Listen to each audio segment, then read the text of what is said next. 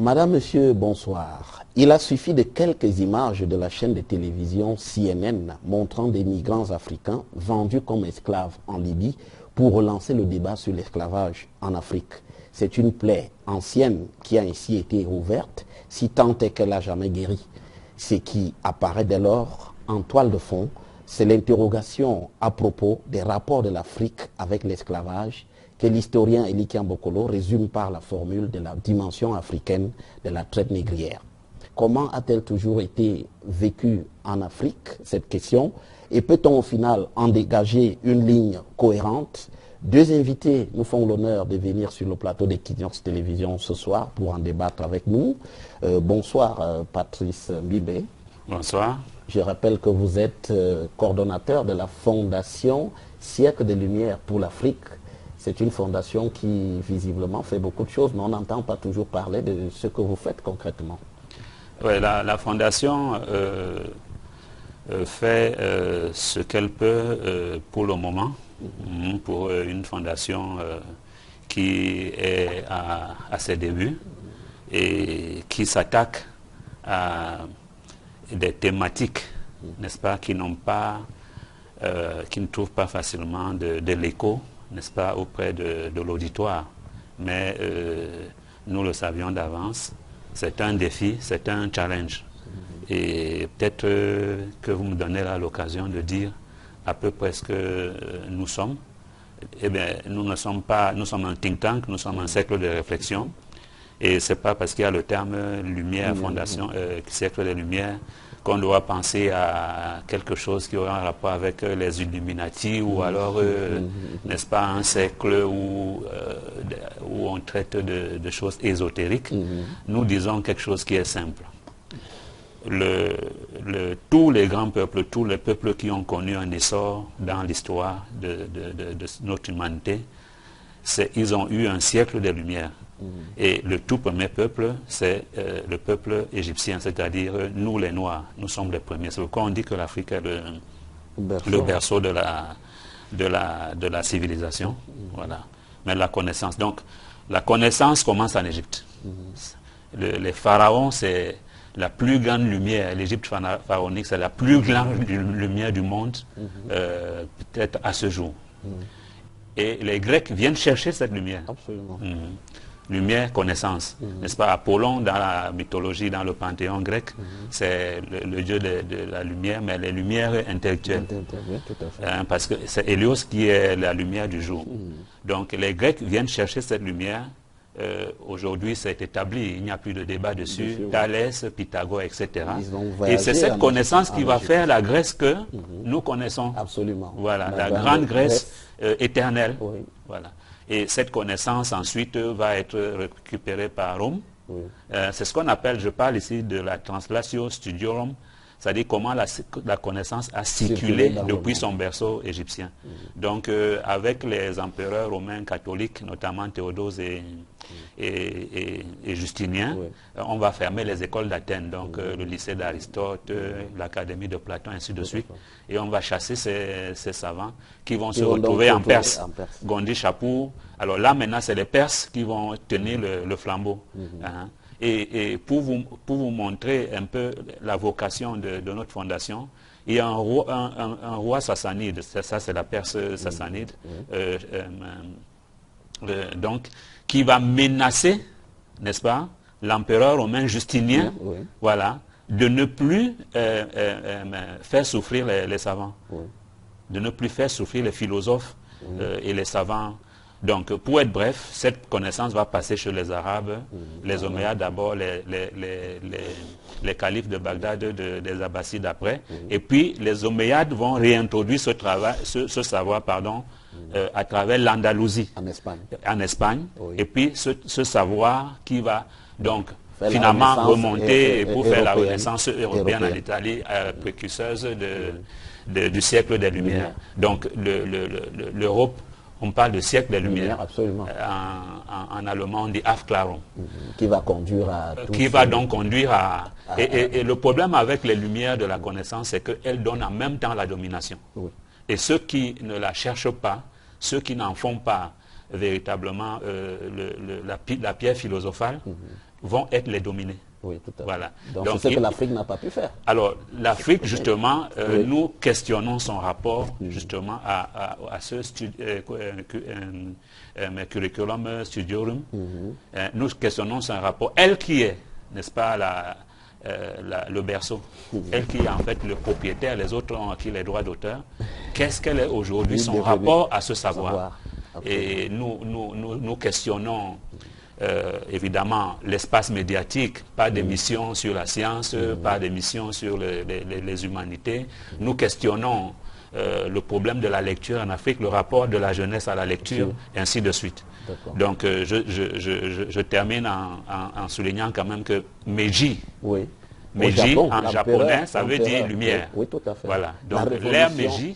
La révolution Meiji de 1868 qui va mettre le Japon sur les rails. Justement, et si vous lisez la première constitution de l'Empire Meiji, qu'on a appelé le rescrit impérial, donc, qui a 5 articles, le 4e article dit clairement que la science sera recherchée dans le monde entier par tous les moyens.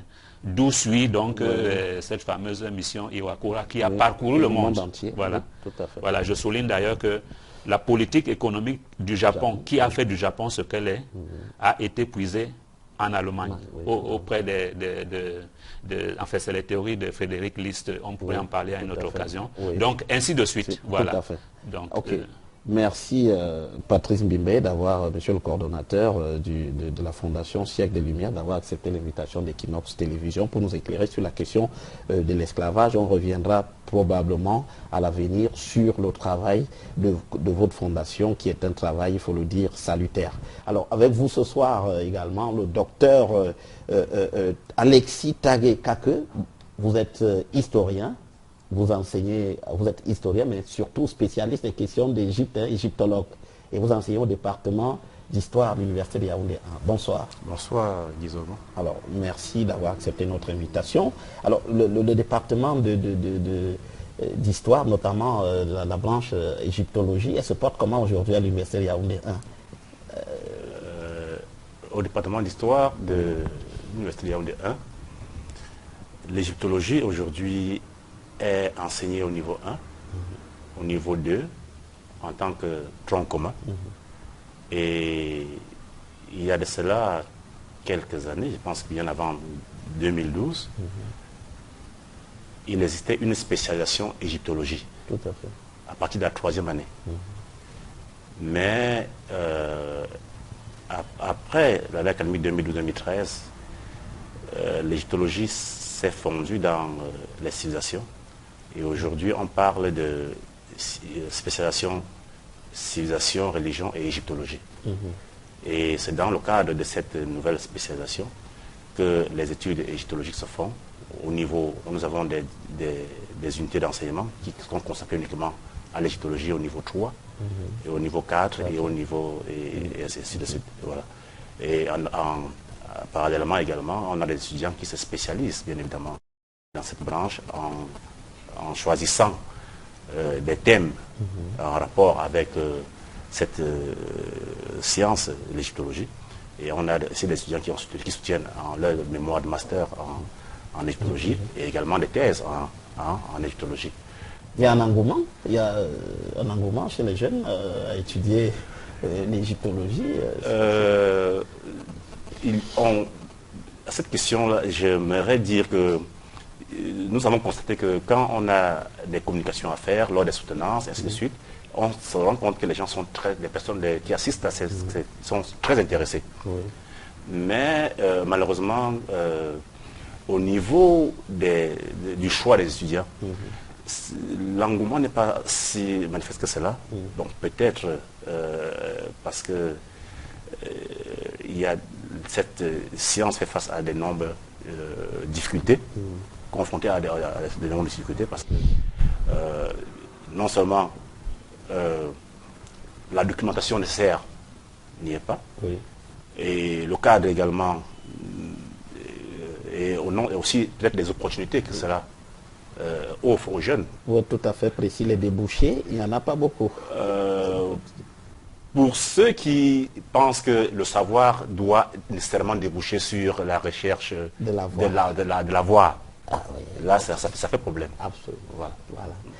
Ok, merci à tous les deux d'avoir accepté de venir sur le plateau d'Equinox Télévision. Alors commençons ce sujet qui nous intéresse, celui relatif à l'esclavage en Afrique, avec ces images qu'on a tous vues, diffusées par la chaîne de télévision CNN et reprises en boucle depuis quelques jours et qui ont rouvert donc ce débat lancinant sur la question de l'esclavage. Alors, comment faut-il d'abord comprendre cette notion d'esclavage? Que recouvre-t-elle? L'esclavage est un phénomène aussi vieux que le monde, à la limite. Avec cette restriction que au néolithique, n'est-ce pas, au néolithique, c'est-à-dire l'âge de la pierre polie, absolument, ou même avant le paléolithique, n'est-ce pas, à ma connaissance, dans notre secteur de réflexion, nous n'avons pas d'éléments qui établissent qu'il y ait eu l'esclavage à cette période. C'est-à-dire donc qu'en principe, la servitude voilà, commence avec les guerres, comme les violences contre les femmes. Tout ça commence sans doute au néolithique avec l'accumulation. Voilà. Alors les peuples qui vivent encore à un stade considéré comme pré-néolithique, comme les pygmées, parce qu'ils ne font pas encore l'agriculture, ils se déplacent, c'est la cueillette, c'est la chasse. Voilà. Les peuples de Papouasie-Nouvelle-Guinée, comme les Kouraya et les Klamath et autres, donc les aborigènes d'Australie, voilà, qui vivent encore à ce stade-là. En intelligence avec la nature. En intelligence avec la nature, mais nous mettons intelligence entre guillemets. Absolument. Parce que connaître la nature, ça c'est autre chose, n'est-ce pas? S'ils avaient des cours d'anatomie qui prouvent qu'ils ont étudié vraiment la nature, par exemple, de l'homme jusqu'à connaître comment fonctionnent les organes, ce serait encore mieux. Donc, ils vivent, entre guillemets, en intelligence avec la nature. À ce niveau-là, effectivement, il n'y a pas d'accumulation, il n'y a pas de guerre, pratiquement, et les phénomènes de servitude. Donc, nous avons l'impression qu'après, quand commence l'accumulation, les phénomènes de servitude apparaissent. Vous avez un champ, l'agriculture commence, vous avez un champ. Il faut le protéger. Il faut le protéger, là vous allez faire la guerre. Mais quand vous voulez faire une grande dimension, vous avez besoin de gens pour vous aider. Ça va être la famille, mais après, puisqu'il y a des guerres, il y aura des captifs de guerre. Voilà. Et c'est peut-être ça qui va évoluer pour donner finalement l'esclavage, n'est-ce pas? Donc c'est vieux. On peut citer que dans le livre de référence des Juifs et des chrétiens, c'est-à-dire la Torah et la Bible. Torah, oui, la Torah, dans l'Ancien Testament, plus la Bible Vulgate qui réunit les deux, on y parle déjà, n'est-ce pas, d'un supposé esclavage des Juifs chez les Égyptiens, n'est-ce pas? Et même, nous hésitons à le dire, parce que comme nous sommes une fondation encore à ses débuts, on ne veut pas se faire des ennemis, mais vous pouvez vérifier en demandant à aux auditeurs de lire Exode 21. Voilà, dans Exode 21, qui est censé se situer à une période où les Juifs seraient donc déjà sortis d'Égypte. Essayez de lire ce que Moïse dit. C'est quand même assez pénible à lire dans un livre comme celui-là. Parce qu'on parle d'une autorisation d'avoir des esclaves. Donc, vraiment, je ne veux pas trop... comme les affaires religieuses sont délicates, mais chacun peut lire, n'est-ce pas? Exode 21. Pour se faire une idée précise. Voilà. Et d'ailleurs, Exode 21, 20, là, c'est encore véritablement insupportable à lire. Voilà. Ok. Alors, les uns et les autres pourront aller regarder pour voir exactement de quoi Il s'agit sur ces questions d'esclavage qui sont évoquées déjà dans la Bible, qui est quand même l'un des livres historiques les plus anciens. Alors, docteur Tagué, Alexis Tagué-Kake, à ce sujet, qu'est-ce que vous nous dites, que peut-on retenir, que doit-on retenir de la notion d'esclavage? Comment faut-il la comprendre?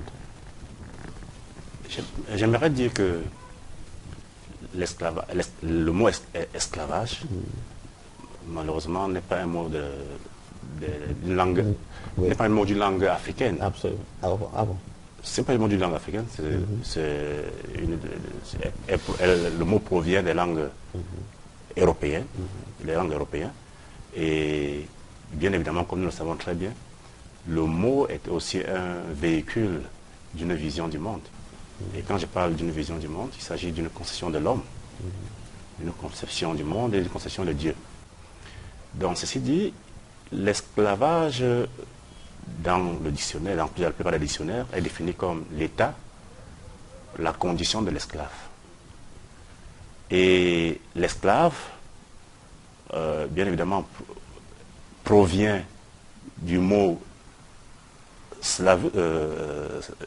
du latin slavus, et slavus qui renvoie au peuple slave. C'est un peuple de l'Europe, des Balkans, et qui pendant très tôt a été utilisé largement comme esclave dans l'Empire romain. Ouais. Donc, vous voyez très bien qu'à partir d'un terme qui renvoie à un peuple, on a forgé un concept pour traduire la condition dans laquelle se trouvaient, ou bien la condition que vivaient ces peuples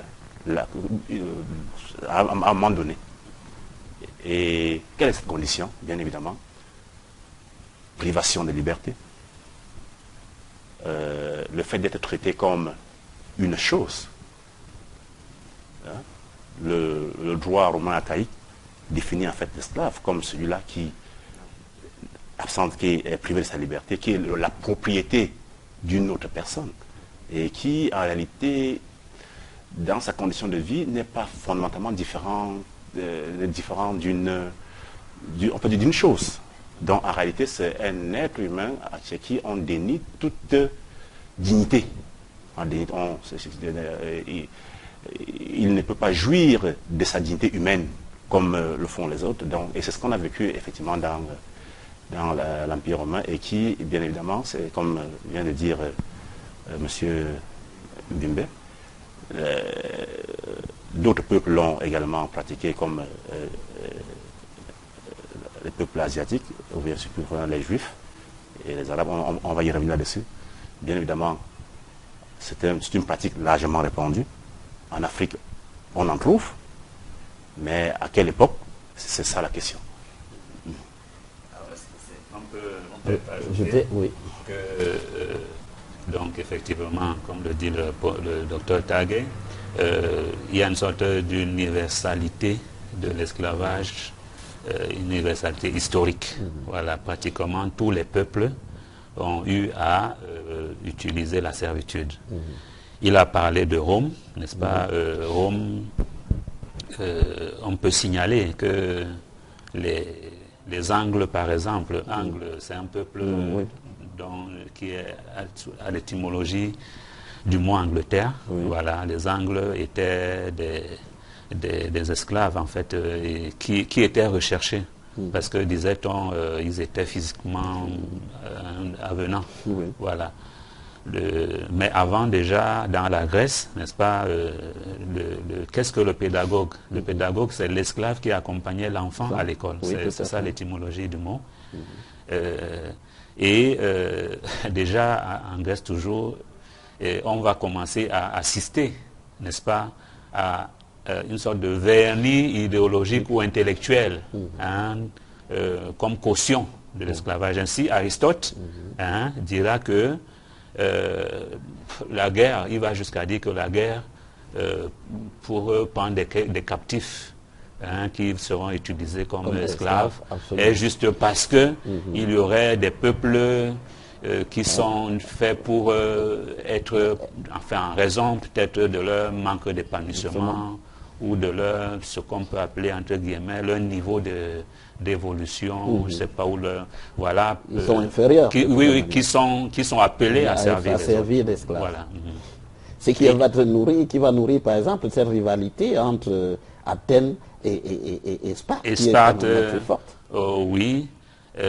Bon, il y a d'autres causes idéologiques pour cette guerre. Si vous lisez Thucydide, qui est considéré tout à fait l'historien Thucydide. Oui, voilà. Il va donner d'autres causes.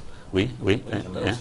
Dans la société grecque, comme il l'a évoqué, comme la société romaine, c'est une société en fait organisée en cités. Oui. Et dans cette société, il y a des cités-États. Et dans cette société, il y a ce qu'on appelle des patriciens. Oui. Qui en réalité ont tous les droits, ça bouge tous les droits. C'est la haute société, les patriciens, absolument. Et c'est ces patriciens qui viennent des patères. Oui, tout à fait. Et parmi ces droits, il y a le fait de posséder une religion que l'esclave ne peut pas. Oui. Et non seulement ça, ils sont ceux qui vivent au centre de la cité. Et alors que les esclaves et autres sont dans la périphérie. Ils sont les sous-hommes. Donc vous voyez très bien que déjà dans la conception et l'organisation de la cité anglaise ou bien à Rome, l'esclave en réalité n'a pas sa place. Bon, donc ceci est important parce que quand nous allons évoluer dans le développement, et pour parler du cas de l'Afrique, on va très bien voir que, bien évidemment, excusez-moi, aujourd'hui, la définition a évolué. Absolument. A évolué. Parce qu'aujourd'hui, de plus en plus, on tend à considérer comme esclave toute personne qui est privée de ses droits. Absolument. Oui, c'est-à-dire que quand on bafoue les droits de l'homme, bien évidemment, on assimile cela généralement à, aujourd'hui, à l'esclave. On va parler, par exemple, d'une certaine voilà, là-dedans, on met la prostitution, tous les crimes possibles, toutes les maltraitances possibles, et ainsi de suite. C'est pour dire que la définition de l'esclave a évolué. Oui. Donc, pour revenir à Rome, si vous permettez, pour revenir à Rome, tout le monde connaît l'histoire des Spartacus.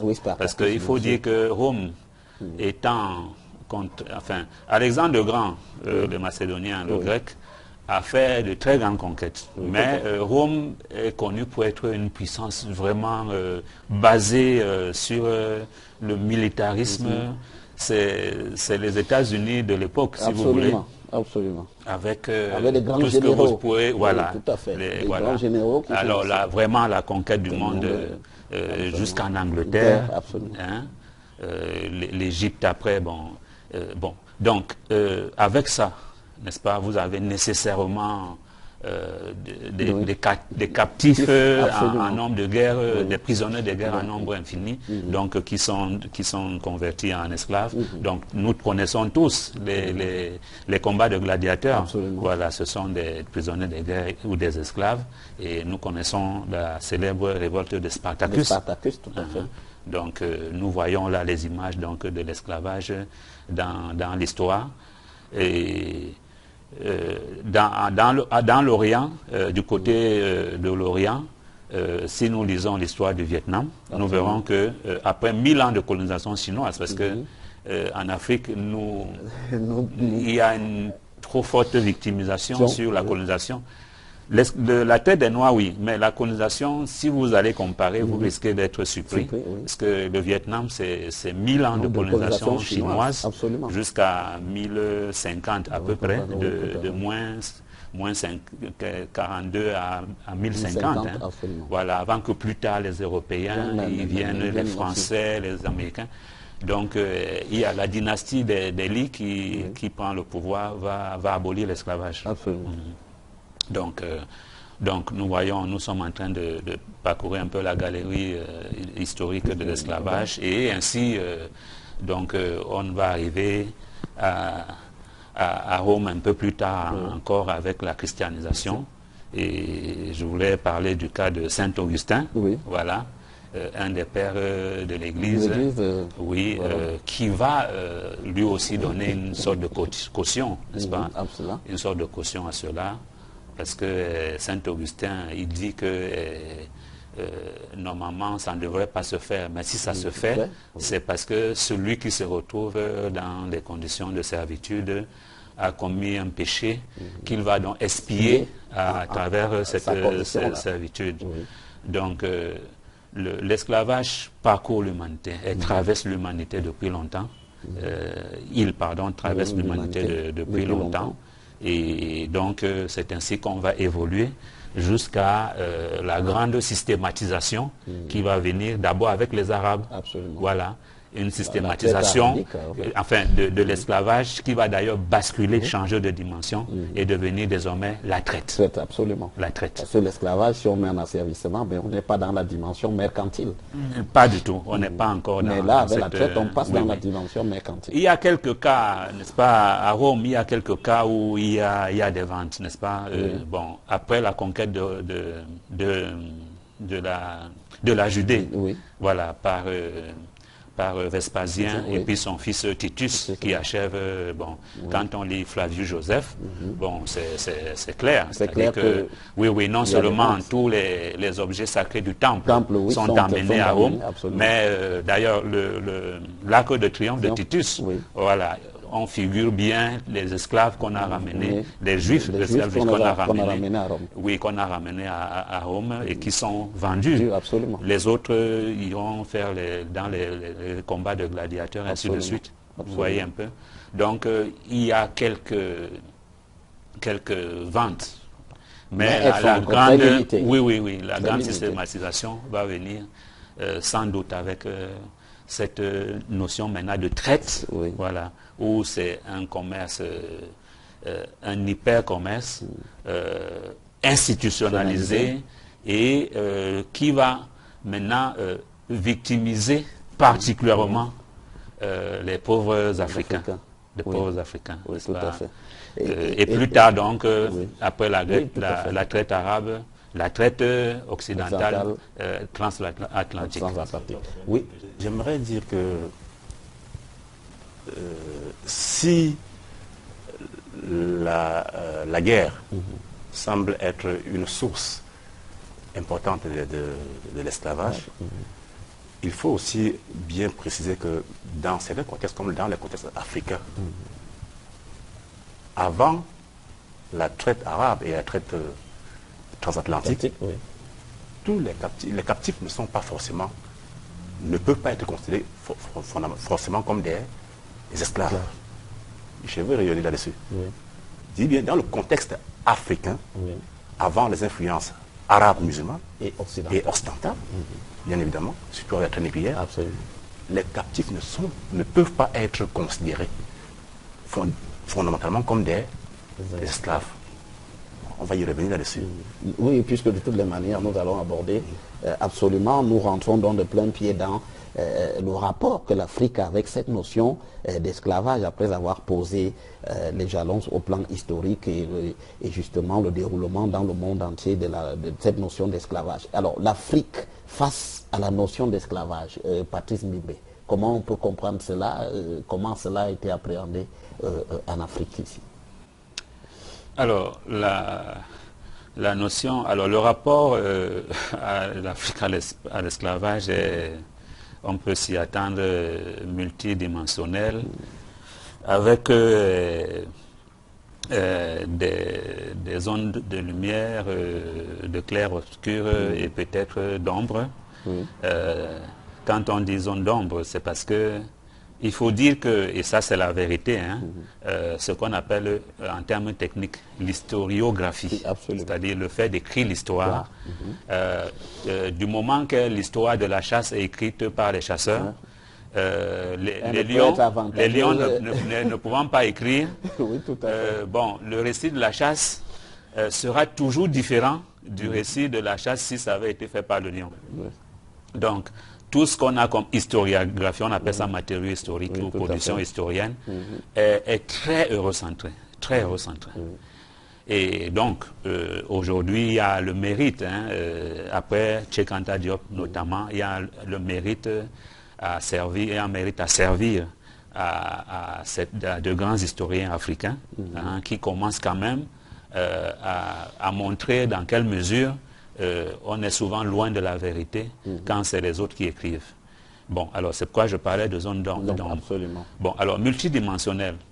Bon, alors, le docteur Tsagué va peut-être avoir d'autres éléments d'appréciation, oui. Mais est-ce que les Africains n'ont pas pratiqué la servitude domestique, par exemple, dans leur histoire avant l'arrivée des Blancs? Parce que même, pour revenir à la Torah, n'est-ce pas, oui. Agar était la servante. Était la servante. Oui. Avant de devenir l'épouse d'Abraham. Avant de devenir, par la force des choses. Oui, l'épouse d'Abraham, absolument. Voilà. Il y a d'ailleurs, dans ce, on aurait pu l'évoquer, il y a dans ce problème de l'esclavage, de la servitude, beaucoup de nuances selon les peuples. Absolument. Oui, oui, parce que, donc, justement, Agar finit par avoir l'honneur, n'est-ce pas, de donner l'enfant, donc Ismaël, à qui... Allah a promis une grande descendance. Bon, chez les Aztèques, quand on lit chez les Aztèques, alors vous avez à la fois les esclaves qui sont sacrifiés. Vous savez que les Aztèques, pour le dieu Tezcatlipoca, c'est son nom. Tout à fait. On fait des sacrifices. Oui, qui a détrôné le dieu Quetzalcoatl, qui était le dieu paisible. Voilà. On fait des sacrifices humains et on ouvre le cœur et on ouvre la poitrine et le sternum, on sort le cœur encore battant. Mais dans le même temps, les esclaves pouvaient avoir même d'autres esclaves. Absolument. Oui, qui vont travailler pour... Enfin, les esclaves de second niveau qui vont travailler pour l'esclave de premier niveau. Voilà. Et pour aider à rembourser la dette, par exemple, et ensuite on est libre. Oui. Et d'ailleurs, il y a un dieu qui protège les esclaves dans la mythologie aztèque. Donc il y a plusieurs fortunes. Soliman le Magnifique, l'Ottoman, a fini par épouser une esclave. Oui. Et Al-Mamoun, qui est un très grand calife abbasside, n'est-ce pas, qui a créé la maison de la sagesse où on a eu les grands savants comme Al-Khwarizmi, créateur de l'algèbre, est issu des œuvres de son père. Et Abraham Lincoln, pour aller plus loin, côté moderne, Abraham Lincoln, le président américain, on connaît, il avait un goût prononcé pour les esclaves, pour les Noirs. Bon, donc, voilà, par exemple. Donc, par exemple, pour aller... donc il y a des nuances. Absolument. Et donc, en Afrique, le rapport qui est fait justement avec la notion d'esclavage, ça va être lequel à partir de ce moment? Est-ce que les Africains eux-mêmes intériorisent, considèrent cette donnée comme essentielle dans leur vécu quotidien? Alors oui, justement, cette partie-là, je vais laisser l'honneur au professeur Tsagué de nous développer ça davantage. Mais il y a des mythes des rois qu'on enterrait et leur corps ne devait pas toucher le sol. Bon, il fallait, ça c'est des mythes proprement africains, c'est pas européen. Voilà, il fallait mettre des esclaves en bas pour que son corps ne touche pas. Bon, là maintenant donc c'est l'historiographie africaine, n'est-ce pas, qui va nous permettre de démêler le vrai du faux. Mais je pense qu'il y a eu des situations de servage domestique en Afrique comme partout ailleurs. À l'issue de conflits, il y a des guerres bon, je pense que l'historiographie africaine doit pouvoir, parce que si on s'en tient à l'historiographie occidentale centrée, bon, les termes peuvent être un peu plus durs, quoi. C'est-à-dire qu'eux, ils parlent carrément de l'existence de l'esclavage avant leur arrivée. Absolument. Et qu'ils n'auraient profité que de cela. Voilà. Donc, c'est quand même une thèse qui est battue en brèche par Elikia Bokolo, qui estime que ce n'est pas, c'est davantage, ce sont des Occidentaux qui vont faire accélérer le processus, docteur Tsagué. Est-ce que vous défendez aussi une position comme celle-là? Gizogo, vous savez, le drame des Africains jusqu'à ce jour, c'est le fait de vouloir se connaître à partir de ce que les autres ont écrit sur eux. Parce que ça, je dis bien, la bibliothèque coloniale, malheureusement, continue jusqu'à ce jour à constituer le ressort, comment on peut dire, le soubassement de la connaissance, historique, je veux dire, même pas seulement historique, dans plusieurs domaines. Et malheureusement, comme vient de le dire Monsieur Patrice Mimbe, malheureusement, cette bibliothèque est, on peut dire victime. En fait, cette bibliothèque, ces écritures sont non seulement subjectives, ethno- ou européocentriques, mais tendent à démontrer en réalité que ce que la mission civilisatrice de l'homme blanc avait sa place. Autrement dit, avant la mission civilisatrice, il n'y a que le noir. Tout ce qui est fait par l'homme noir est mauvais. Et c'est pour cela qu'aujourd'hui, quand les Africains font des efforts pour se connaître de l'intérieur, et quand ils parviennent à démontrer le contraire, très rapidement, on taxe leurs travaux d'idéologie. Et c'est la réalité que nous vivons. Et je le dis pourquoi? Parce que vous m'avez demandé si je suis de même avis que Elikian Bokolo. Ce n'est pas le fait d'être du même avis. Est-ce que les faits prouvent qu'effectivement, l'Africain, bien avant l'Arabe, bien avant l'Occidental, a fait de l'esclavage une réalité de sa culture? Est-ce que l'Africain était esclavagiste? Ou encore, je suis proposé autrement, est-ce qu'on trouvait des esclaves dans nos sociétés africaines? Parce qu'on peut avoir des sociétés esclavagistes et on peut avoir des sociétés à esclaves. Ce qui n'est pas pareil. Et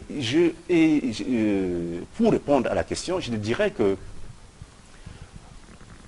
j'ai fait des travaux sur ces réalités, sur l'esclavage. Et non seulement sur l'esclavage, je me suis intéressé à la façon, au travail, à la conception, à l'organisation du travail dans plusieurs sociétés africaines. Et je suis arrivé à la conclusion sur laquelle, si nous définissons l'esclave comme la personne, d'après le droit archaïque romain, je dis bien, j'insiste parce que la définition a évolué, d'après le droit archaïque romain, comme tout être humain qui est privé de sa dignité, qui est exploité traité comme un animal, voire comme une chose, qui est la propriété d'une autre personne. Je suis un peu déçu de vous dire que ces pratiques-là, on ne les retrouve pas fondamentalement dans notre culture. En égoculture, ces pratiques-là n'existent pas.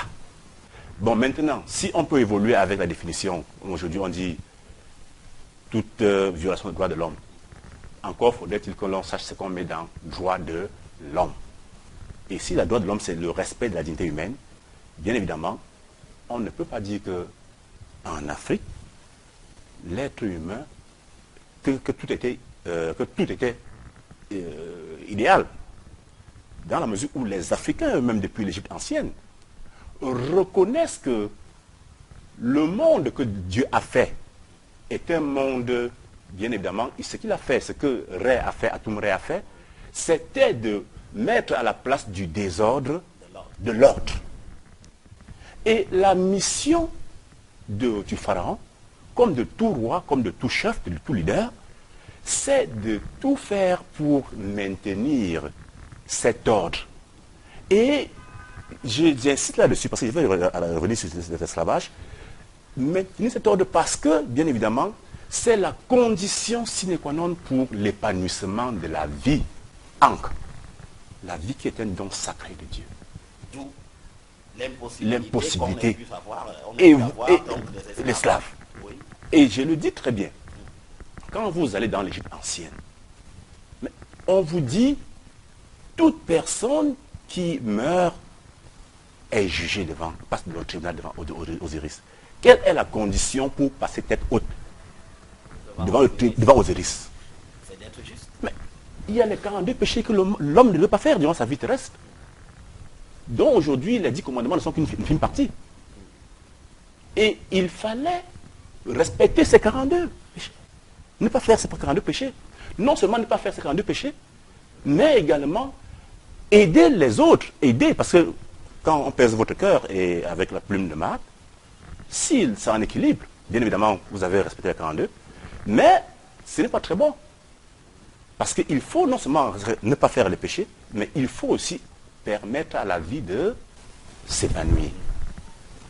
Dans ce contexte-là, comment comprendre? Bien évidemment, tout le monde ne pouvait pas respecter tous ces 42. Mais le fait est là, c'est que dans l'idéal égyptien, on voit déjà une volonté de ne pas aller à l'encontre de ce que Dieu a fait de bien. Donc cela nous amène à nous interroger sur l'épisode biblique de la captivité du peuple juif en Égypte, et je reviens encore, bien avant, je le dis encore, pour comprendre nos sociétés africaines, on doit absolument interroger sa religion. Oui. Elle est centrale. Parce que de sa religion naît une éthique. Oui. De cette éthique, bien évidemment, on peut juger les autres. Vous savez que quand on parle d'ancêtre chez nous, n'est pas ancêtre qui veut. Mais ancêtre ne peut pas être ancêtre qui veut, mais ancêtre qui peut. Et c'est la raison pour laquelle vous allez voir dans vos villages, dans nos villages, bien évidemment, il y a des personnes qui meurent. On a même peur de donner leur nom aux nouveau-nés. Parce qu'ils n'incarnaient pas l'idéal, le modèle. On a peur que ce nom-là puisse rejaillir négativement sur l'enfant. Dans ce contexte-là, comment comprendre que l'esclavage, tel que je viens de définir, puisse être vu comme une institution, comme dans la société romaine, la société grecque, en Afrique? L'esclave, c'est un mot d'une langue européenne. Et la langue, comme nous le savons très bien, est le véhicule d'une vision du monde. Quand il dit vision du monde, ça dit que comment l'on conçoit l'homme. Quelle est sa place dans la cosmogonie? Oui, la cosmogonie. Or, quand on regarde ça en Afrique, j'ai interrogé ces mots. Chez les Bamileke, on dit pou. Et chez les Bétis au centre Cameroun, il y a un certain nombre de termes qu'on a évoqués pour désigner ce type de personnes.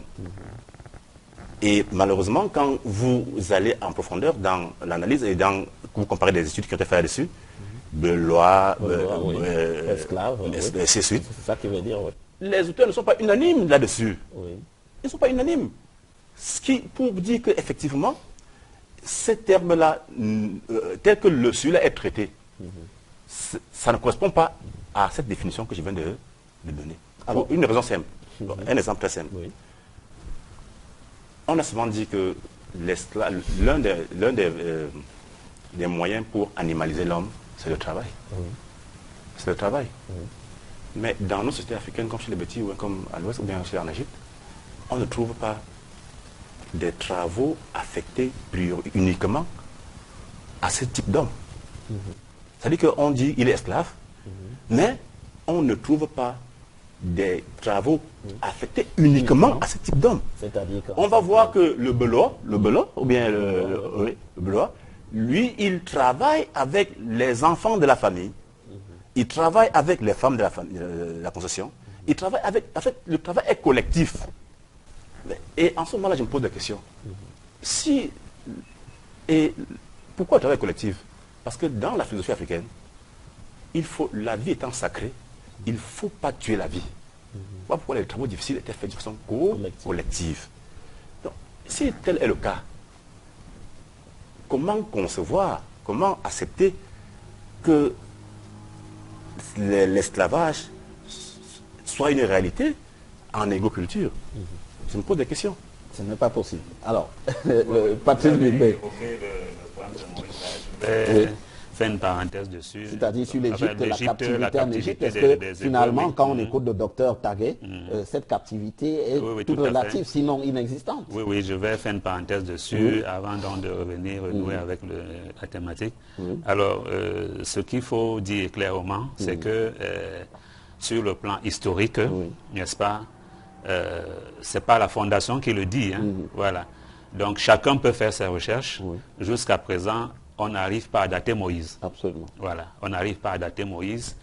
Et c'est un point parce que selon la version du film Les 10 commandements, donc la filmographie, dans la filmographie, vous avez plusieurs, je crois, 2 ou 3, n'est-ce pas, versions des 10 commandements. Alors, celle de Cécile B. de Maille, c'est elle qui est la plus connue. Tout à fait, la plus connue. Oui, qui est un juif. Absolument. Et qui a d'ailleurs dit que les gens ne viennent pas dans les salles de cinéma pour suivre l'exégèse. Voilà, ils viennent suivre, ils veulent le spectacle, ils veulent quelque chose de saisissant et de l'émotion. Donc, si on s'en tient donc à cette version de Cécile B. de Maille, les Juifs, les Hébreux, pardon, seraient donc partis d'Égypte sous le règne du pharaon Ramsès II. Voilà. Le problème, c'est que lorsqu'on cherche la période de Ramsès II, on ne retrouve pas de traces de Moïse. C'est ça le problème. Et les autres contemporains de Ramsès II sont connus. Par exemple, le souverain hittite, Hattusil II, avec qui Ramsès II a signé le traité de paix, qui est au siège de l'ONU à New York. Bon, donc on retrouve les autres contemporains, mais on ne retrouve pas Moïse comme acteur. Donc, et il faut ajouter qu'une récente version, toujours dans la filmographie des 10 commandements ou des Hébreux en Égypte, il y a une récente version, je ne sais pas si elle est de James Cameron, mais où Moïse, au lieu de chercher à ouvrir la mer, cherche plutôt un gué pour passer à pied. Voilà, c'est-à-dire qu'un gué, c'est là où l'eau n'est pas profonde. Pour Donc, qu'est-ce qui se passe? L'université de Al-Azhar prononce en Égypte, qui est l'instance intellectuelle de l'islam sunnite, voilà, décrète que cette version ne sera pas projetée en Égypte. C'est-à-dire que une sorte de fatwa, parce que même les musulmans souscrivent au récit mosaïque et de la captivité des Hébreux. Ils souscrivent. Donc ils ont estimé que cette version est impie. Elle est impie. Donc elle va contre le Coran, puisque le Coran reprend à son compte cette histoire de la captivité. Il ne faudrait pas la remettre en cause. Alors, donc, pour ce qui est de la Bible elle-même, point de référence donc, des 3 monothéismes, grands monothéismes, elle parle tout simplement de Ramsès. Alors, les Ramessides, c'est une très longue dynastie. Ils sont au moins une douzaine. Alors, lequel? Donc, c'est le problème. Ce n'est pas nous à la Fondation qui le disons. On parle de quelque chose qui est... voilà. Alors, dans le champ donc, tout à l'heure, Elikian Bokolo. Bon, nous sommes peut-être d'accord avec Elikian Bokolo, qui est... un éminent historien. Qui fait autorité, et très éminent historien, cité... Parce qu'après les Anta Diop, après les Théophile Obenga, Kizerbo, tout à fait. Après, c'est eux qu'on cite, c'est des gens comme Elikian Bokolo qu'on cite. Bon, en fait, il faut simplement que... Parce qu'il y a un contentieux quand on va chez les Haïtiens, les Haïtiens. Chez les Antillais. Ils ont été vendus par les Africains. Et les Noirs, les Afro-Américains, vous avez le cas de Mme Lisa Aubrey, qui donc est en train de réhabiliter ou en quelque sorte redonner une vie historique, sortir de l'enterrement, de la tombe, la vérité historique du site de Bimbia au Cameroun. Voilà. Dans le sud-ouest. Voilà. Il y a Gorée, il y a au Bénin, le monument, l'ancien fort portugais là, à Ouida. À Ouida au Bénin, tout à fait. Donc, d'ailleurs, au Bénin, toujours, il y a ce fameux problème des Agoudas et des familles comme les de Souza, d'Amelda, qui sont d'ascendance brésilienne, d'accord, oui, mais qui, sur place, jusqu'à présent, sont là. Et sont reconnus comme ayant vendu. Oui, étant descendants de personnes qui ont vendu des Noirs. Et eux-mêmes reconnaissent avoir vendu. Bon. Donc, ce que nous, au niveau de la Fondation, on n'est pas encore en mesure d'aller contre l'autorité d'Elikia Bokolo. Déjà, on n'a pas les arguments, c'est son domaine. Il faut simplement que, donc, que ce problème, ce contentieux-là, que des experts comme eux trouvent le moyen de le solder. Par rapport à nos frères qui sont de l'autre côté. Et parce que jusqu'à aujourd'hui, comme on dit en anglais, les scores are not yet settled. C'est-à-dire que les comptes ne sont pas encore soldés. On n'a pas soldé les comptes sur la question. Oui, docteur Tagué, absolument, allez-y. Je vous en prie. Tout à l'heure, j'ai dit que en agriculture, tout captif n'est pas forcément un esclave, n'était pas forcément un esclave. Parce que j'ai dit il faut tenir compte de l'évolution. De la définition. Et des contextes. De la chronologie. Absolument. Parce que quand on dit que l'Afrique n'est pas esclavagiste, on ne voudrait pas dire que les Africains n'ont pas vendu leurs frères, n'ont pas participé à la traite négrière, ou bien à la traite arabe.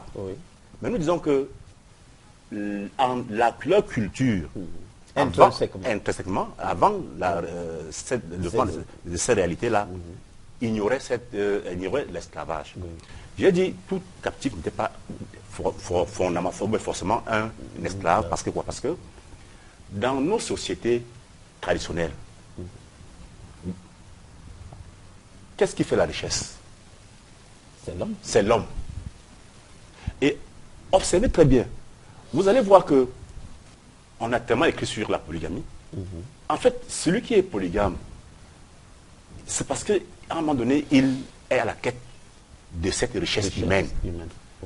Plus de femmes, c'est plus d'enfants, plus de filles. C'est plus de main-d'œuvre aussi, quand même. Attends, excusez, je vais arriver. Et plus, vous en prie.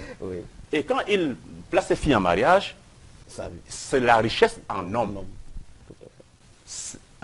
Et on a observé que des rois faisaient même la guerre, pas pour avoir des esclaves, mais pour avoir le maximum d'hommes. Un roi riche, puissant, c'est un roi qui a des hommes. Quand vous n'avez pas des hommes, vous n'êtes rien. Vous êtes un roi sans sujet. Un roi sans sujet.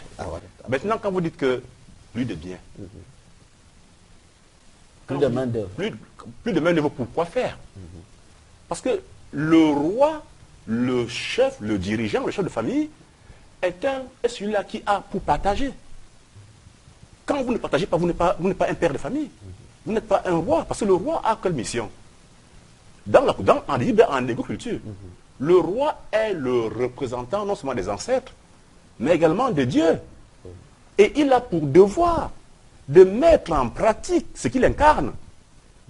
Cette divinité-là, il doit faire à ce que la vie s'épanouisse dans son royaume, ou bien dans son empire, ou dans son village, dans sa famille. Et donc, c'est la raison pour laquelle il n'y a pas que ceux-là qui viennent en guerre, qui participent au travail. Tous, même ceux qu'on trouve sur place, tout le monde participe à la production.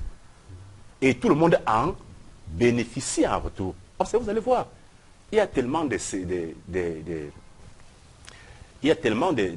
faits qui prouvent que avant, aujourd'hui, on trouve des rois qui accumulent, bien évidemment. Mais avant, un chef de famille, quand on lui laisse les veuves, qu'est-ce qu'il fait? Il les protège.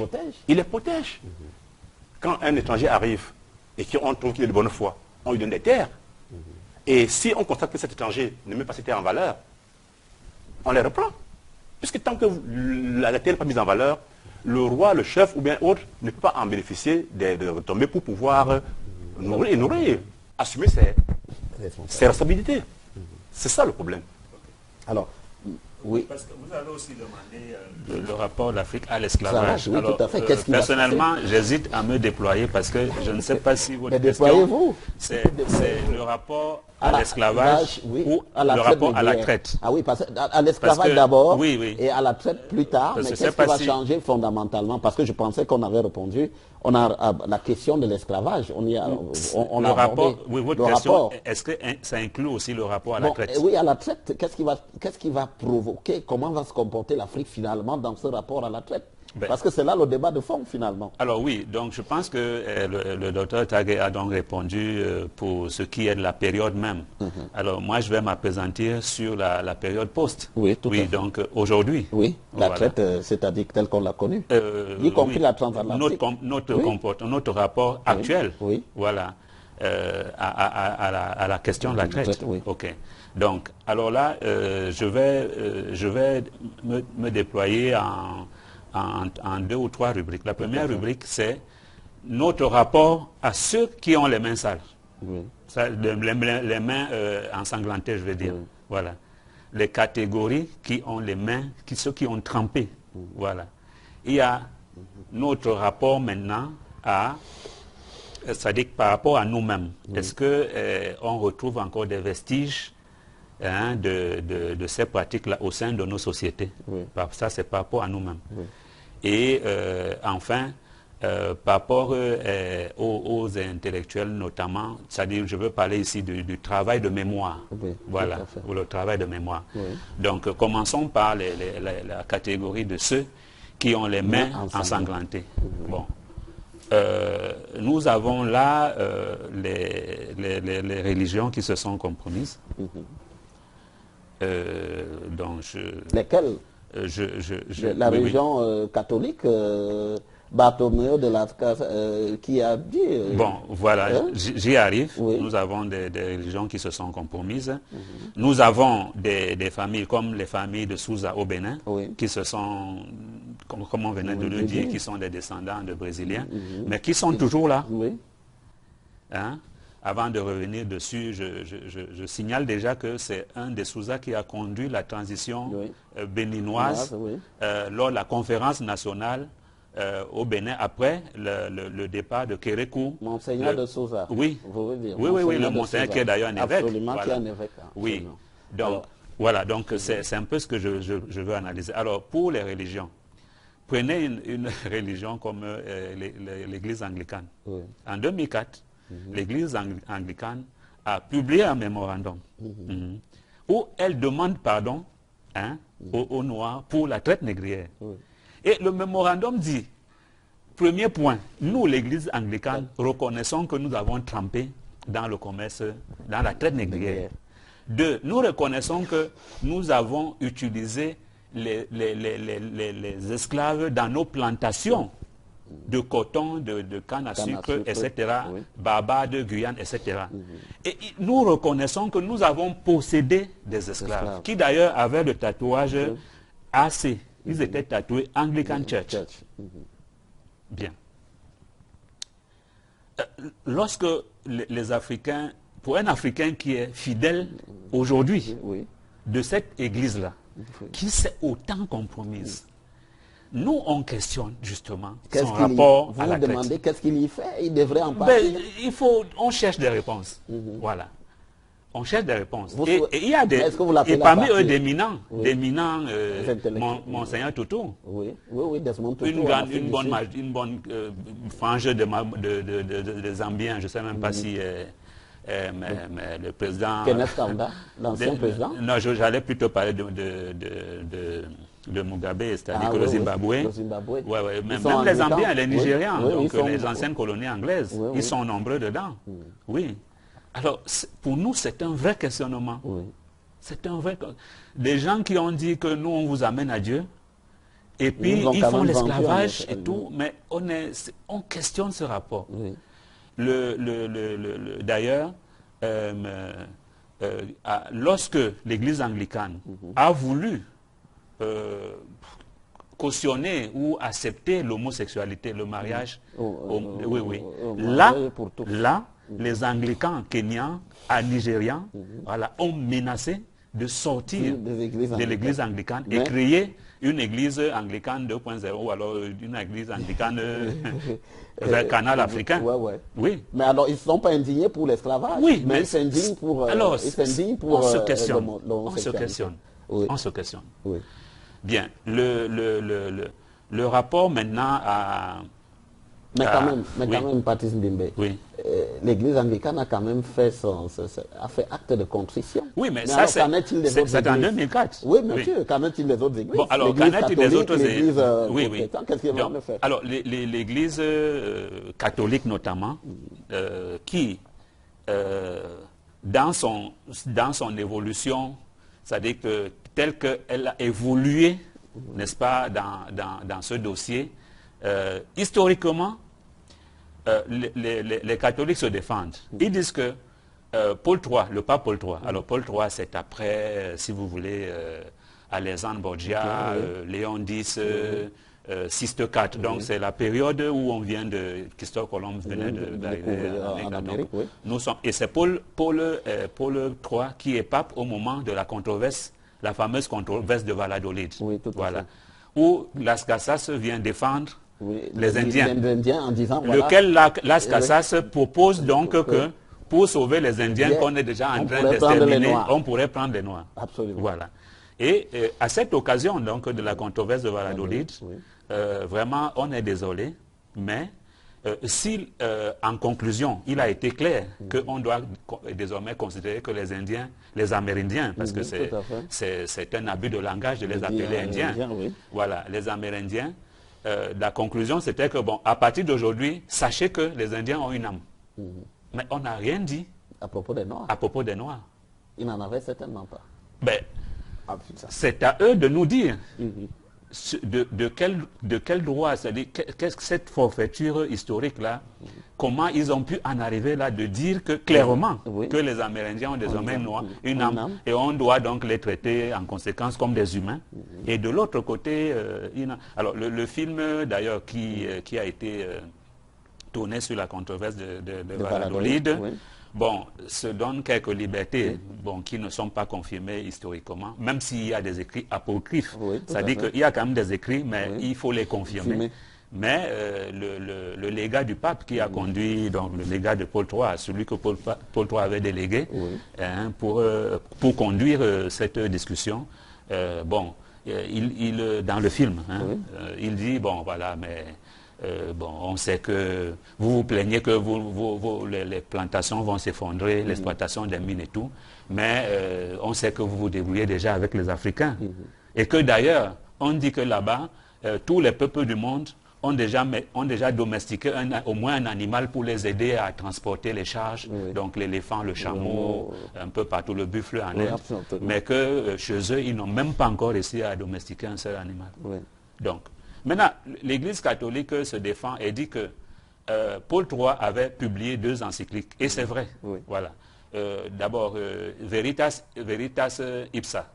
Veritas Ipsa, donc, c'est la vérité, parce que l'encyclique commence par, donc, étant donné que la vérité ne peut pas se tromper, ni ne peut être trompée, ni ne peut bon, etc. Et étant donné que Jésus a dit, aime ton prochain comme toi-même, et qu'il faut amener tous les peuples.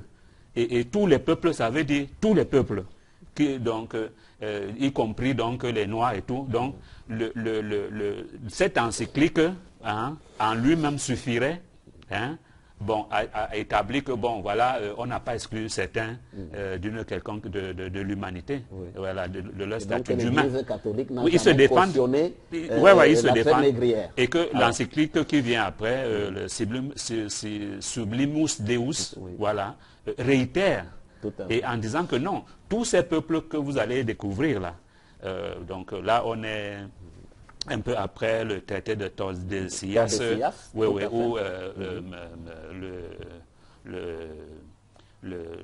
comment tu as fait, le Médicis qui était, plutôt le pape, Borgia. C'est plutôt un de la famille Borgia, qui avait donc tracé là, et dit que ce côté, l'Afrique c'est le Portugal, et l'autre côté, ça dit qu'on a tracé au niveau du Brésil. Voilà, le Brésil est du côté du Portugal avec l'Afrique, donc du côté est, et tout le reste côté ouest, ce serait l'Espagne. C'est pourquoi le Brésil parle portugais. Donc, et les autres pays, Chili et tout ça, parlent plutôt espagnol. Donc, ils se défendent, mais nous pensons que quand on essaie d'analyser, la vérité c'est que les pôles 3, par exemple, ils arrivent au moment de la réforme. Voilà. Et l'Église catholique doit réagir à la réforme par la contre-réforme. Donc, elle est occupée, tellement occupée, hein, à sa survie, à sa propre survie. C'est à ce moment qu'on crée l'institution du Saint-Office, c'est-à-dire que l'Inquisition. Voilà, pour tout ce qui... Donc, l'Église catholique est occupée à sa propre survie et ne peut plus vraiment conduire... On ne peut plus vraiment prendre en main, c'est-à-dire qu'elle-même implémenter, parce que, en fait, lorsque vous allez dans l'historiographie, dans le matériau historique qui existe, on retrouve un certain évêque là-bas, là-bas du côté du Mexique, ou du Pérou, quelque part là-bas.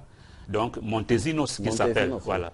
Alors, Montesinos, lui, s'est mis à refuser de donner la communion. À ceux qui avaient des esclaves. Absolument. Oui. Il disait non, je ne vous donne pas, ce sont des humains, je ne vous donne pas la communion. Voilà. Bon, l'Église catholique aurait pu adopter cette attitude de ne plus donner des sacrements, en tout cas. Vous voyez un peu. Donc, en un mot, l'Église catholique... Nous donnons les éléments d'appréciation, chacun pourra conclure. Je vous pose quand même la question. En un mot, l'Église catholique n'est pas claire sur la traite négrière. Et peut-être aussi vous suggéreriez que les Africains puissent s'en indigner. Oui, mais bien sûr. Bien sûr. Alors, quel est le rapport des Africains à cela? C'est ça le point d'interrogation. Le pape Jean-Paul II est passé à Gorée. Il a émis des regrets. Voilà. Et c'est plutôt les évêques catholiques africains qui ont demandé pardon à l'Afrique. Bon, mais un peu cocasse. Bon, nous pensons que l'Église catholique peut demander pardon. Pourquoi pas? Bon, maintenant, les protestants. Les protestants, vous savez que d'abord l'Amérique est un peu un don des guerres de religion en Europe. Absolument. Donc, c'est-à-dire que ceux qui ont fui les guerres de religion en Europe sont allés s'installer en Amérique. Oui, tout à fait. Voilà. Et je voudrais vraiment faire une parenthèse là parce que après la commotion de Libyenne, là, de la traite en Libye, vous rencontrez des gens qui disent mais qu'est-ce qu'ils allaient même faire là-bas? Ils savent que c'est dangereux, etc. Mais c'est incroyable. C'est incroyable que c'est ça le rapport. C'est encore ça. C'est-à-dire que le crime est là, c'est-à-dire le crime contre l'humanité là. Au lieu qu'on parle du crime contre l'humanité, qu'est-ce qu'ils sont allés faire? On va sur la périphérie, qu'est-ce qu'ils sont allés faire, etc. Mais est-ce que ces gens savent que le monde actuel est le produit de l'immigration? Quel est le peuple qui vit là où il est né? Aucun. Aucun. Tout le monde est venu. D'ailleurs, tout le monde est parti d'Afrique. Depuis Toumaï, etc. Tout le monde est parti d'Afrique. Personne n'est chez lui là où il est. Enfin, nous seuls sommes là où on est à peu près. À peu près. Parce que, bon, en plus, il y a des migrations. D'ailleurs, lors du problème de l'apartheid avec Mandela, bon, il paraît qu'on a dit à Mandela, bon d'accord, vous dites que les Blancs, ils ne sont pas chez eux. Oui, mais est-ce que vous-même, vous êtes venus? Donc, il faut un peu tempérer. Oui, parce que les vrais habitants de là, ce sont les Hottentots. Oui, tout à fait. Et les Bushmen. Les Bushmen, tout à fait. D'accord? Tout à fait. Donc, mais c'est la migration. Nous, tout le monde migre. Mais c'est pas possible qu'on puisse tenir, même si les Camerounais étaient allés voler en Libye. Mais on les met en prison pour vol. On ne peut pas commencer un débat en disant qu'est-ce qu'ils allaient faire là-bas. Non, c'est très indignant d'entendre ce genre de développement de la part d'Africains. Donc, voilà. Alors, si je peux terminer sur les religions. Bon, l'église protestante maintenant, d'ailleurs quand ils arrivent, c'est des protestants. Les premiers les premières lois qu'ils font, même les premières constitutions des différents États, là, interdisent d'ailleurs l'accès aux postes principaux aux catholiques, puisqu'ils se souviennent de ce qu'ils ont subi là-bas. Oui. Bon, alors, qu'est-ce qu'ils font? Vous allez à l'église, vous laissez les esclaves, vous revenez les retrouver. Alors, vous faites à l'église, vous faites tout ce qu'on fait avec votre pasteur et tout. Il faut que l'église protestante aussi explique un peu. Oui. On ne demande pas aux gens de quitter leur religion. D'ailleurs, c'est inutile. Jean-Marc est là, a dit que l'Africain est incurablement religieux. De ce point de vue, vraiment, c'est presque impossible même. Oui. Mais ce sont des questionnements qui en disent long sur le rapport un peu parfois étrange que l'Africain a vis-à-vis de ceux qui ont... Voilà. Donc, maintenant, le rapport, par exemple, à un pays comme la Mauritanie, voilà. Où l'esclavage reste quand même encore officialisé. Oui, c'est en 2014, il y a 3 ans ou 4 ans, qu'ils ont... Enfin, il y avait une première loi de 2006, je crois. Bon, qu'ils ont donc fait une nouvelle loi. Parce que dans la première loi, vous n'aviez que 5 ans de prison si vous achetiez un esclave. Là. Bon, on a fait une nouvelle loi pour doubler les peines. Qu'est-ce qu'on fait vis-à-vis de la Mauritanie dans le cadre de l'Union africaine? Tout ça, c'est des questions sur le rapport qu'on a vis-à-vis de la traite. Voilà. Et on peut développer, comme ça, je ne veux pas monopoliser la parole. Peut-être je peux revenir éventuellement pour d'autres détails. Docteur Tagué, oui. Oui, vous vouliez réagir sur... Le prétexte de cet entretien, c'est la traite des Noirs en Libye. Et je pense que cette traite des Noirs nous interpelle. Et je vous remercie vraiment pour avoir pensé à consacrer un échange là-dessus. Pourquoi cela nous interpelle? Ça nous interpelle parce que aujourd'hui, quand on suit les témoignages des Noirs qui se rendent de Libye, quand on voit des images, c'est horrible et vraiment ça fait mal. Mais nous ne devons pas nous limiter uniquement aux réactions, à l'émotivité, aux réactions émotives ou bien nous devons, à partir de cela, nous poser un certain nombre de questions. Quand je dis nous poser une question, parce que quand vous suivez des gens, on dit mais oh les Libyens ils sont barbares, ils sont ainsi les Suisses. Mais il faut dire ici que la traite des Noirs en Libye est pour moi une conséquence logique de la trahison progressive et perpétuelle de l'Afrique par les Africains, malheureusement pas par tous les Africains, mais je peux dire par les Africains. Parce que quand on dit quel est le rapport des Africains avec cette question de la traite, j'ai dit, pour analyser ce problème de l'esclavage, il faut tenir compte de la chronologie. Et quand on tient compte de la chronologie, on va se rendre compte que pour la plupart des peuples africains au sud du Sahara, avec le début de la traite transatlantique, on va voir comment non seulement l'Européen ou bien l'esclavagiste européen qui arrive va mettre sur pied des stratégies pour avoir ce qu'il veut, mais on va également voir des fils d'Afrique qui vont adhérer à ces pratiques. Et quand je dis des fils, je ne veux pas généraliser. Parce que généralement, vous allez suivre, les gens disent, mais les Africains ont participé, ils ont contribué.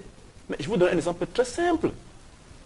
Mais nous, à partir du moment où je viens de dire tout à l'heure que les rois, les leaders politiques, les chefs, et ainsi de suite, sont là pour protéger leur population, il était quand même assez impensable de les voir tous adhérer rapidement à une pratique qui contribue à vider le royaume de leur population.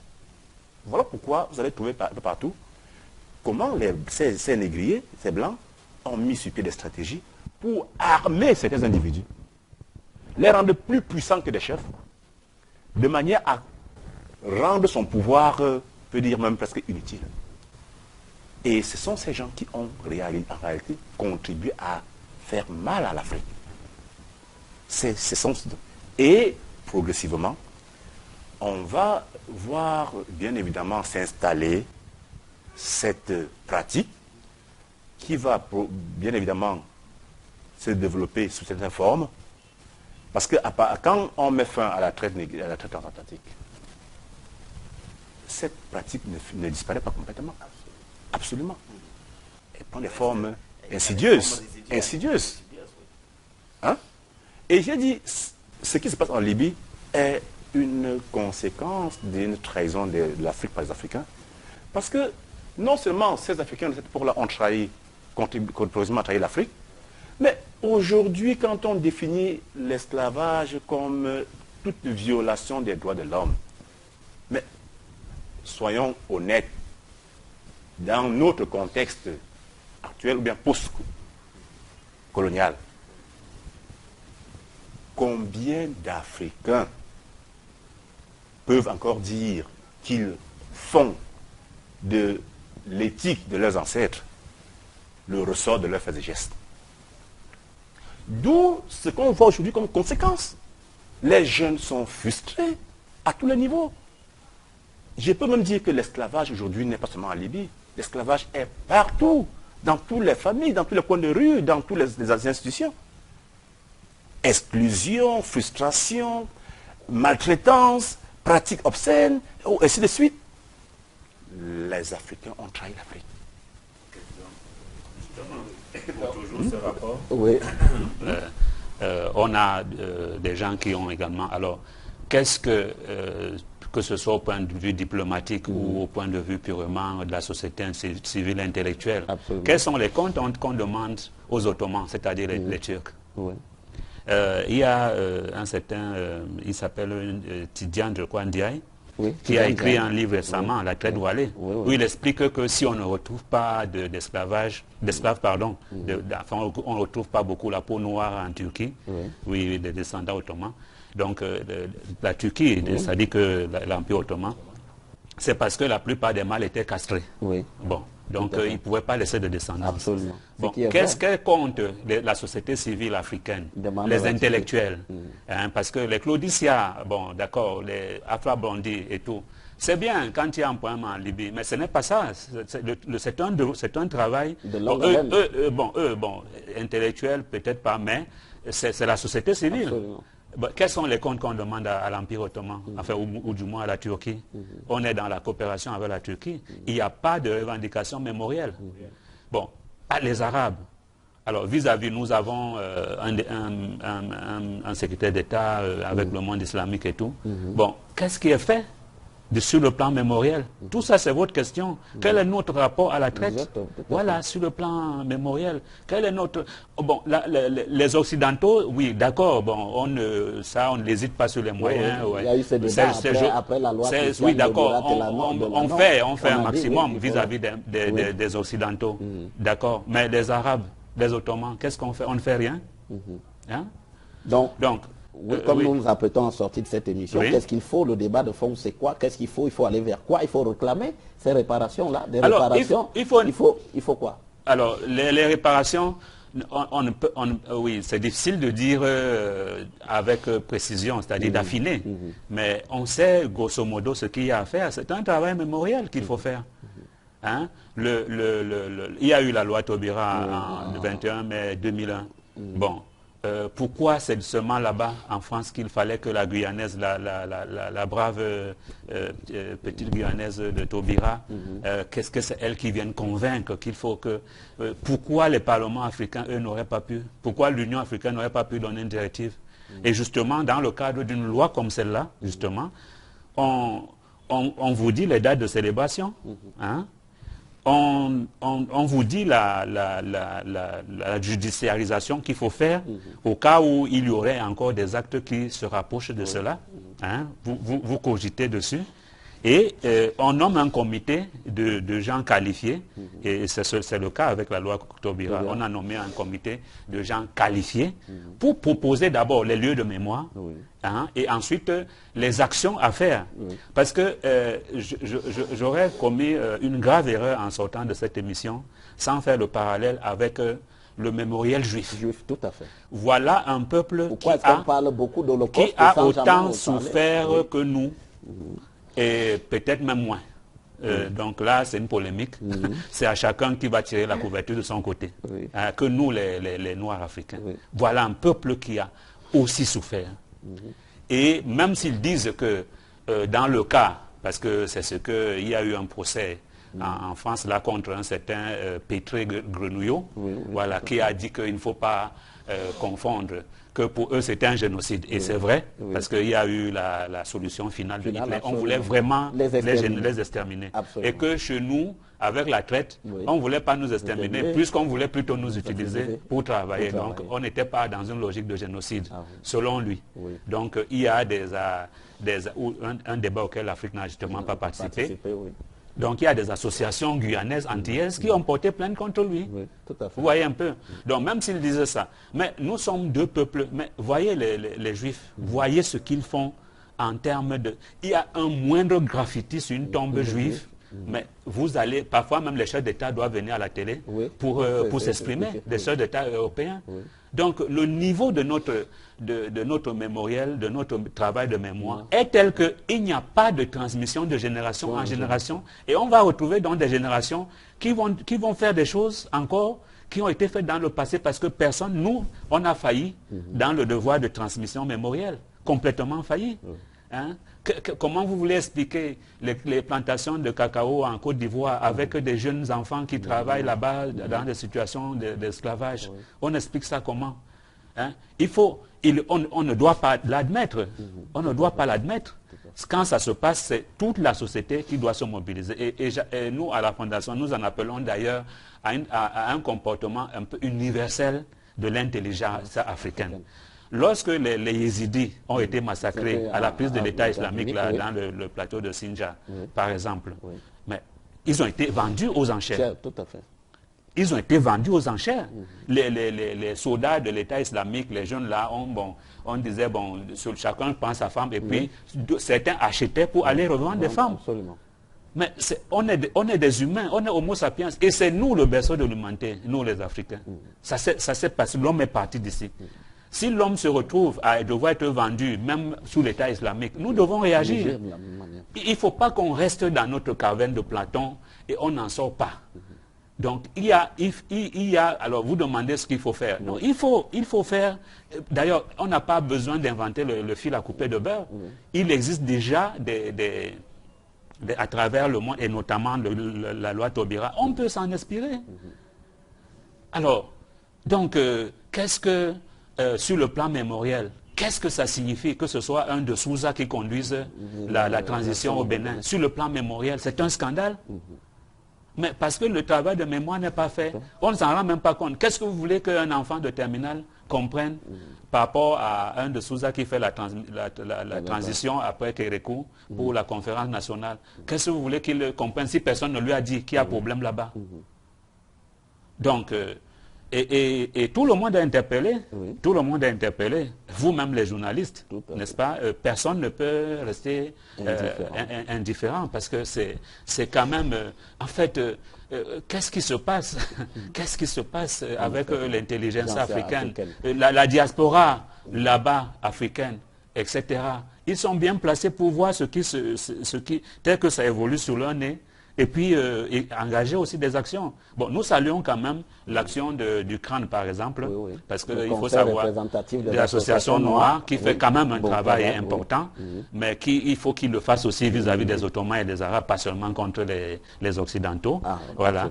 Et par exemple, dernièrement, ils ont fouillé des archives où on sait que la famille de Tony Blair, par exemple, a été dans le commerce esclavagiste. Ils se sont enrichis là-bas. Et quelqu'un comme Antoine Seyer, l'ancien président du MEDEF, c'est MEDEF, le patronat français, ils lui ont porté plainte. Bon, sauf qu'on a dit que la loi ne peut pas être rétroactive, ainsi de suite. Mais c'est du travail qu'il faut faire. D'accord. Qu'il faut faire. Et dans les livres, les programmes scolaires, voilà. Ok. Alors, un dernier mot, Dr Taguet. Oui, je disais que Cheikh Anta Diop disait que le premier devoir d'un peuple, c'est de se connaître. Je dis bien, il faut qu'un peuple qui veut aller loin, qui veut avancer, puisse se connaître. Si on ne se connaît pas, on ne peut pas corriger les erreurs. Et par rapport à cette question de la traite des Noirs qui se passe aujourd'hui en Libye, je dis, si aujourd'hui nous savons, je veux dire, les grands traits, traits du mécanisme de la traite négrière, la traite arabe, les grandes routes, ainsi de suite, nous, on a très peu fait sur l'impact de cette traite arabe et cette traite asiatique sur les sociétés africaines.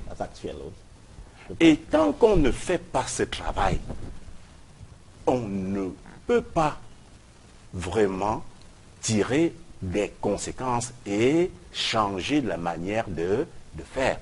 Parce que c'est ce travail d'étude de l'impact de cette traite arabe, cette traite transatlantique, sur les sociétés africaines, qui va nous permettre de connaître effectivement ce que nous étions, ce que nous sommes. Et en ce moment-là, l'Africain peut maintenant chercher à renouer avec son humanisme. Je dis bien renouer avec son humanisme. Parce que nos frères, nos enfants, nos sœurs qui sont en Libye, le sont aussi parce que les actes que nous posons dans nos différents pays respectifs ne sont pas en harmonie avec notre idéal éthique, avec notre éthique de vie. Notre éthique de vie veut que l'être humain soit vu comme la créature sacrée, à respecter et à honorer, quelle qu'en soit la région d'où il vient, quelle qu'en soit. Je le dis bien, moi j'ai fait l'expérience qu'en voyageant dans l'arrière-pays au Cameroun, j'ai constaté, je veux dire aussi bien au sud-ouest, au sud, un peu partout au Cameroun, dans les villages, que partout où je passais, on m'accueillait sans me demander d'où je venais. Cela signifie quoi? Ça signifie que dans ces régions-là, dans ces localités-là, dans ces villages-là, l'Afrique n'a pas encore tout perdu. Hein? Elle n'a pas tout perdu. D'accord. Alors, oui, un dernier mot. Oui, tout à fait. Oui. Juste pour dire que les Juifs qui ont autant souffert que nous sont sortis par le haut à travers les sciences et les technologies. Oui. Vous le savez que parmi les plus grands savants aujourd'hui, c'est les Juifs. Et c'est ça qui, selon toujours la formule de Francis Bacon qui a été reprise par Descartes, il n'y a pas de savoir sans pouvoir. C'est avec les connaissances de très haut niveau. Parce que ce n'est pas question de savoir simplement calculer le théorème dit de Thalès, et qui n'est pas de lui qui est égyptien. Ce n'est pas simplement ça. Le travail, la connaissance de très haut niveau et le savoir-faire. Et ce n'est que comme ça que nous aussi, nous allons sortir et changer. Nous avions ce document-là sur l'esclavage. L'esclavage pratiqué par les fourmis déjà. Et donc, pour dire que à la limite même, au début de l'humanité, avant le début de l'humanité, le servage et l'esclavage dans l'humanité, on a dans le règne animal donc d'autres êtres vivants qui pratiquent l'esclavage selon le reportage qui est fait dans ce document par parce que, mais si vous lisez, vous allez voir que c'est bien. Alors, c'est un débat très intéressant qui nous a réunis ici ce soir sur Equinox Télévision dans le cadre de cette édition de Géopolise qui était donc consacrée au rapport de l'Afrique avec la question de l'esclavage et même encore de la traite négrière. Alors merci Patrice Mbimbe, je rappelle que vous êtes le coordonnateur de la Fondation Siècle des Lumières pour l'Afrique. Et merci aussi à vous, docteur Alexis Tagekake, historien, égyptologue, enseignant à l'Université de Yaoundé 1, d'avoir accepté de participer à ce débat avec nous ce soir. Je vous remercie aussi, vous, chers téléspectateurs d'Equinox Télévision, d'avoir suivi ce débat pendant 90 minutes. Je vous donne rendez-vous dimanche prochain, lorsqu'il sera 20h30 pour une nouvelle émission de Géopolis. C'est uniquement sur Equinox Télévision. Restez en compagnie de nos programmes qui sont plutôt alléchants. À bientôt, madame, monsieur.